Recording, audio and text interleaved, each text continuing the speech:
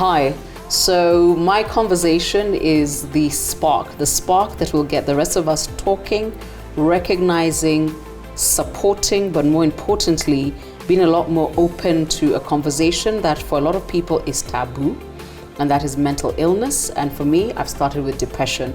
Now, Janet Chencha, and she tells me nobody can say her name, and she's known by everybody as JC, wrote to me and she told me, I am 33 years of age, a lawyer of 7 years standing. I love the way you write, though I do not currently practice, and I've been suffering from depression for the last 5 years. Yes. Thank you for agreeing to talk to me and talk to us.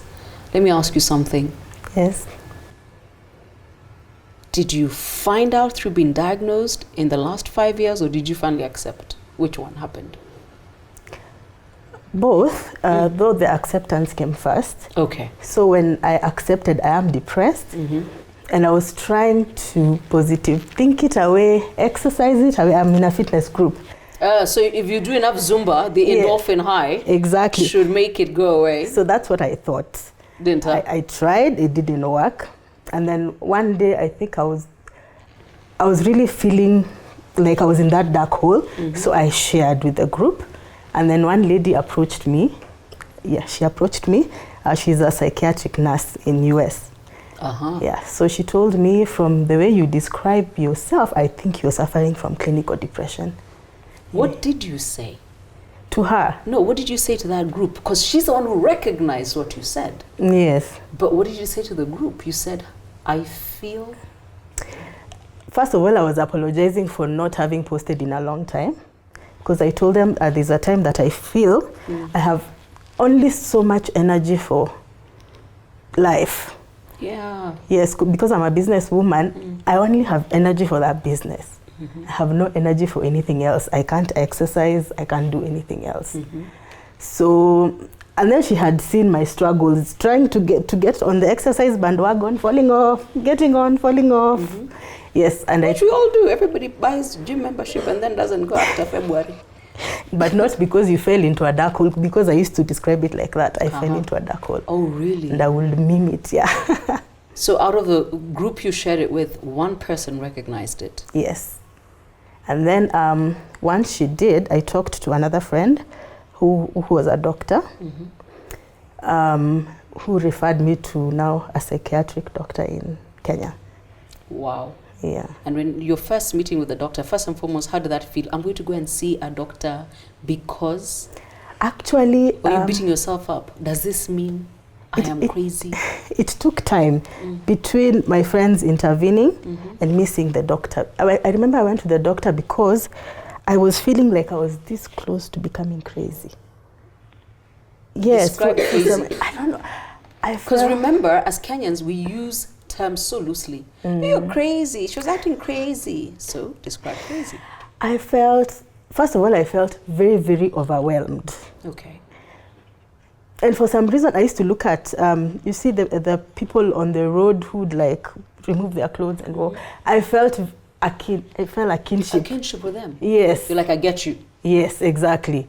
So whereas other people would look at them, laugh at them, or run away from them, I just felt it takes very little for me to get there. That's how I felt. So I thought, okay, before this gets worse, let me just see the doctor. And then I had lost interest in everything that I liked. I liked to write. Gone. I liked music. Music started irritating me. Yes. Okay, I'm an introvert, but I liked meeting people. All of a sudden, any type of excuse I could give not to go somewhere. You found it? I found it. Provided that event, if I'll be alive missing it, I would miss it. Exactly. Wow. Yes. And then my character changed, because normally I'm very reserved, but all of a sudden I was confrontational. Oh. Yeah, if you look at my Facebook wall, you will see I have changed. Oh, really? There's a lot of more rants now than before. But when we were chatting before we started recording, you said you had your son. Yeah. And for 2 years, you're like, now what have I done? Yes. Nobody recognized the postpartum depression there? No. Because I think I was very good at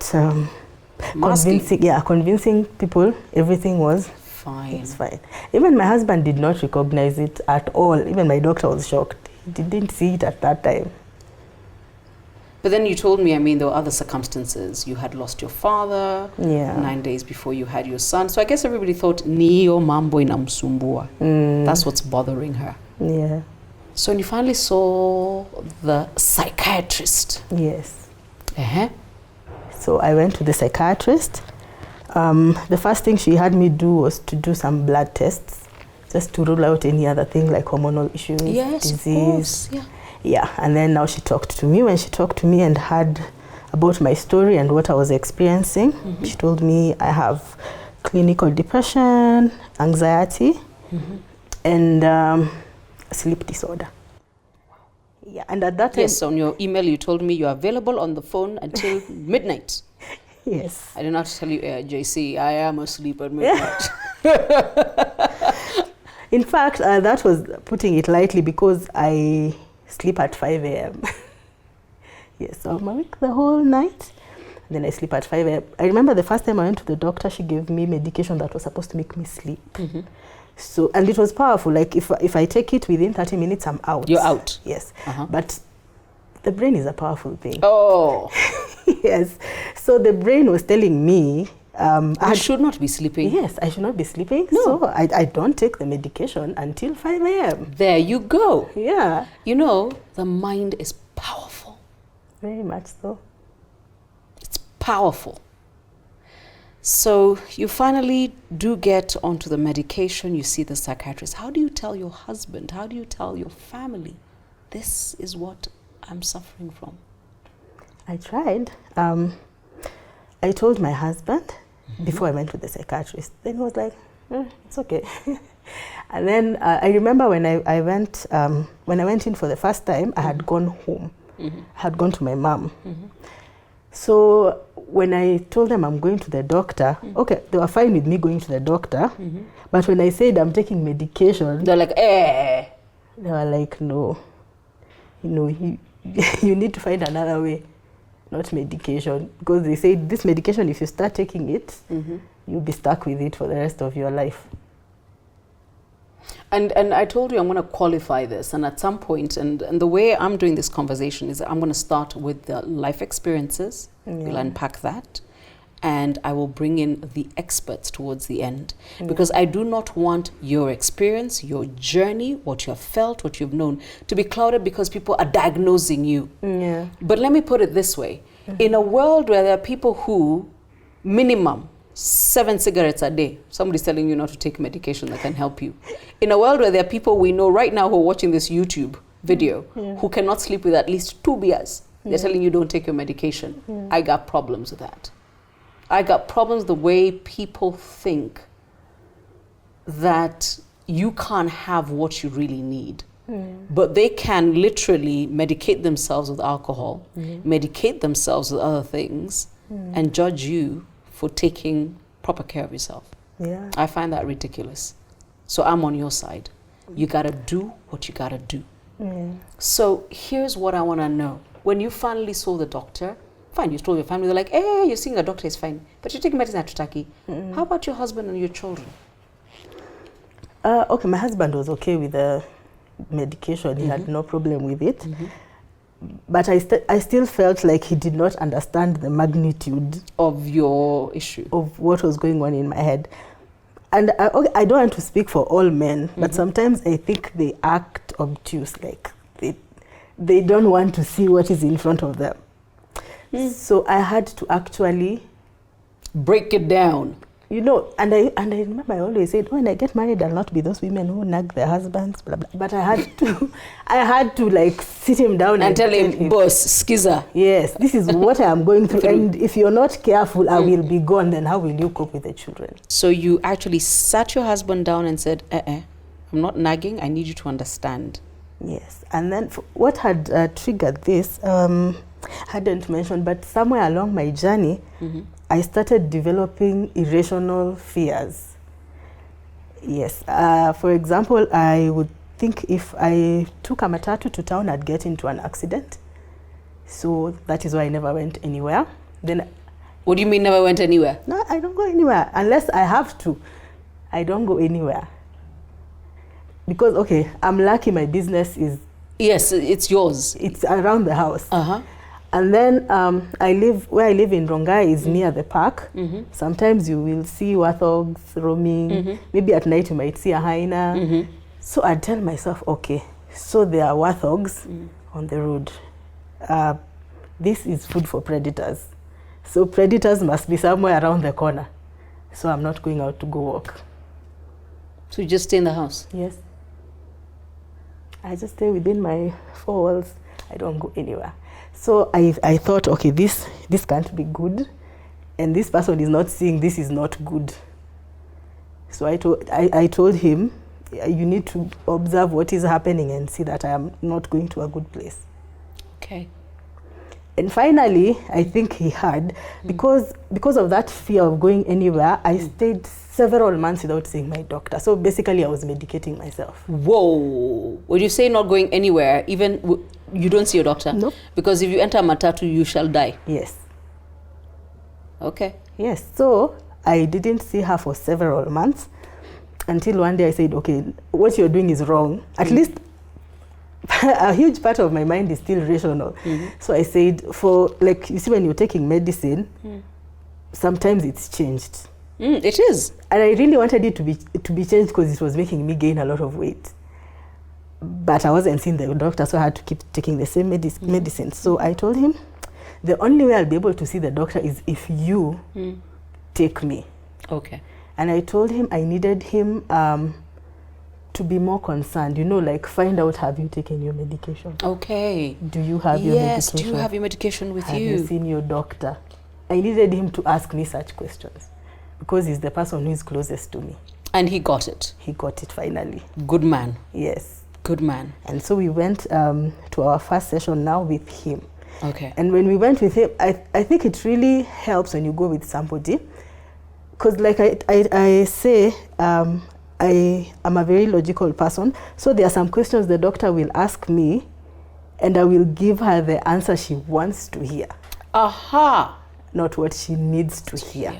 So when we were with him, he's like, And then he said, no.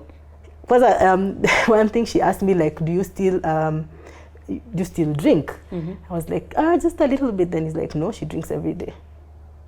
Aha. Yes. Let's talk about the drinking. Yeah. Because a lot of people don't understand. I get it with younger people. Younger people don't lie. Even when I tell my staff, I know you people. You do not know the last time you were stone cold sober. So they always look at me weird when I tell them, during Lent, I give up the drinking. You go like 40 days without a glass of wine. I'm like, I'm fine. But a lot of people would rather live in the haze that alcohol provides. Yeah. And they don't know when they're masking their issues. For you, you started off with what? A glass of wine. Yeah. The one for taking the edge off. Yes. After Jobo. And you say that it helps with the digestion. That is a very good thing. Yeah, so one glass turned into 2, 3. Suddenly it was the whole bottle. Then wine wasn't doing it for me anymore. A bottle what? Of wine. A day? Yes. By yourself? Yes. Come on. Yes. And then the wine wasn't doing it for you, so? The wine wasn't doing it for me, so I moved to vodka. At first it was a few shots, half a bottle, full bottle. Then that full bottle actually started like maybe Friday or Saturday. Then it started creeping into the rest of the week. Yeah. And that's when I knew there's a problem. Wow. Yep. Oh, but you recognize before somebody said, JC drinks a bit much. Yeah, I did because I never used to dispose my bottles. So at some point... you would see them? Yeah, I'd see them. So one day I just gathered them. They fit into a whole sack. I was like, no. I was even ashamed of taking it to the trash because someone would wonder if I had a winery or something in my house. Wow. Yeah. So you literally told yourself, JC, no, we can't go on like this. Exactly. Well, good for you. Thank you. Good for you. When we come back in part 2, I want to know what JC wishes she knew then that she knows now, and what she wants you to recognize in your friend, your wife. And I love the fact that there's been 2 women I've spoken to who their biggest support is their husband. You know, somebody once said the most important decision a woman will ever make is the man she marries. The most important decision she'll ever make is the man she marries. So what do spouses, family members, friends need to know? Because there's somebody who's going to be watching us who's thinking, me too, JC, I'm clearing a bottle. And there's somebody else who has noticed a friend who clears a bottle, or a sibling who's clearing a couple of bottles. And you're like, na pet na happy. No. So please subscribe and come back, because JC will give us her Depression and Anxiety 101. And of course, I'm going to have to ask her the awkward question: has she ever contemplated taking her life? Okay? Thank you.